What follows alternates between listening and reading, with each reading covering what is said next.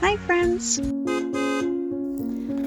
Thanks for tuning in. If you like this video, please give it a like, comment below, and take a moment to subscribe to our channel.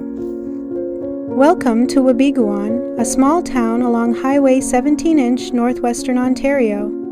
This quiet community sits on the north shore of Wabigoon Lake, surrounded by forests, rock outcrops, and the calm beauty of northern Ontario's lakes and rivers.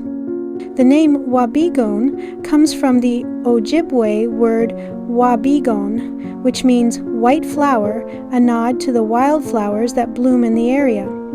For thousands of years, the Anishinaabe people lived along these shores, using the waterways for travel, fishing, and trade. Wabigoon grew as a railway and farming community in the early 1900s when settlers arrived, drawn by the promise of land and opportunity. The nearby lake is a popular spot for fishing and boating, offering quiet waters and plenty of wildlife. The town offers a perfect stop along the Trans-Canada Highway. Whether you're passing through or staying to enjoy the lake, Wabigoon invites you to slow down and enjoy the simple beauty of this northern town. Thank you for joining us on this tour of Wabigoon, Ontario.